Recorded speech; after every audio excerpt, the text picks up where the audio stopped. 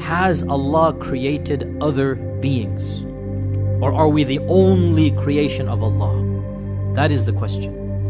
There is some evidence to suggest that Allah subhanahu wa ta'ala has created other creations. Whether they are before us or after us or the same time as us, the Quran does not mention anything. But the Quran might possibly suggest, is that clear? That there are other creations. It might possibly not suggest that either. What are some of the evidences? Number one, وَيَخْلُقُ مَا لَا تَعْلَمُونَ. He has created things you will never know, you don't know about.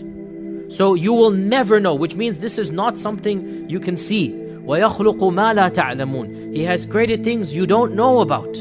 And we continue to discover new species every day. That's not what Allah is talking about. Something else. Number two, that Allah says in the Quran that خَلَقَ السَّمَاوَاتِ وَالْأَرْضَ وَبَثَّ فِيهِمَا مِن دَابَّةٍ. Allah has created all of the heavens and the earth, and He has scattered throughout all of them creatures. Not just on the earth.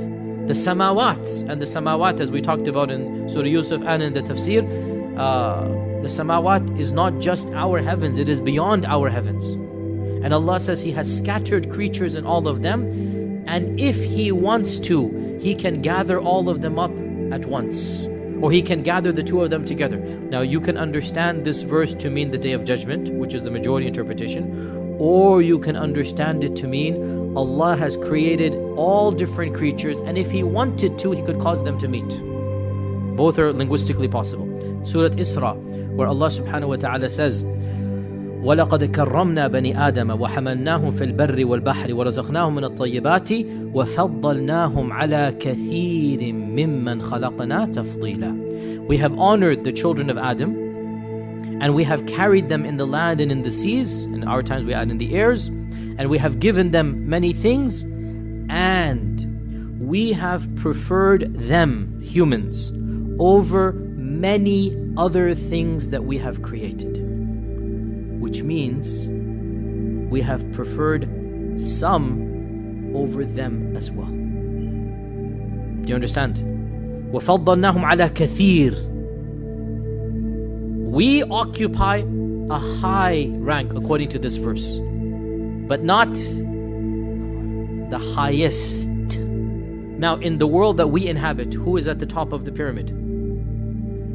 I mean, in the creation, it's us. Who bowed down to us? The angels, the jinn. So then we are at the top in this world of the creation, right? Yet Allah says in Surah Isra that we have honored the children of Adam over many other things we have created. Not all.